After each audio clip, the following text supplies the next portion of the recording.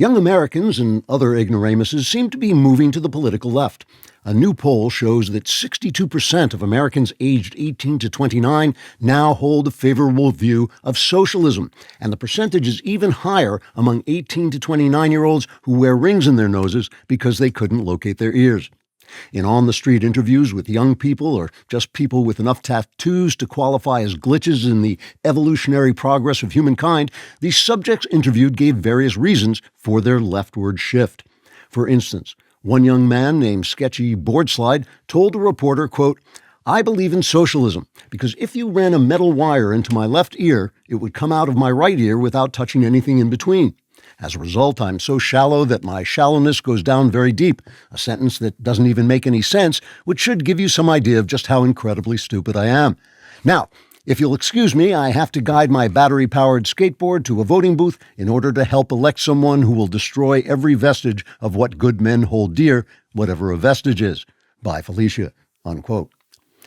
A woman we interviewed, who is either between 18 and 29 years old or just so ignorant it's hard to tell the difference, told our reporter, quote, "When I look at all the inequality and suffering in the world, I care so much it really makes me feel good about what a warm-hearted person I am.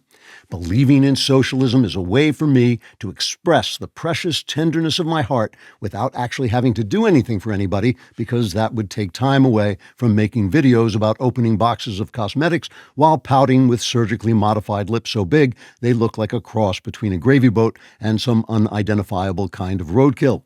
If I vote socialist, everyone will admire my compassionate nature until the country collapses in a catastrophe of poverty and oppression and is overrun by barbarians, so that I become part of some savage's harem, which has been a big fantasy of mine ever since I read a novel in which all the men had bat wings and did rough sex with women who were beautiful, fragile fairies, but really strong in some kind of magical way."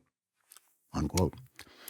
Pollsters have found that the move towards socialism among young people and other dunderheads has opened up a gender gap between women who make good money and are completely miserable and men who scratch their armpits in public and are working on developing an organizational chart of the Marvel Comics universe.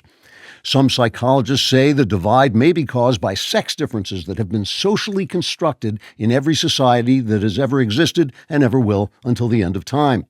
For instance, studies show that young women experience higher levels of anxiety and stronger feelings of vulnerability, while young men are far more likely to chase women down the street, shouting, "Hey baby, give me some of that hot stuff," the way they do it in diverse sex traits that some scientists believe may be mysteriously connected. One gender scientist, Dr. Bartholomew Creepy, says these sex differences, which are not at all innate but simply socially constructed everywhere, always, and forever, may give clues to why young women are increasingly socialist, while young men believe Spider-Man is actually a real person, but you never see him because we don't live in his section of the multiverse. In a speech to a convention of middle-aged men who subscribe to Teen Vogue for some reason, Dr. Creepy said, quote, "Young women have been shown to exhibit higher levels of agreeableness and tender-heartedness, which are conducive to socialism when combined with their almost total inability to reason. I hope to deliver deeper insights into this phenomenon in my latest study of young women, with its focus on their uncannily smooth and shapely legs." Unquote.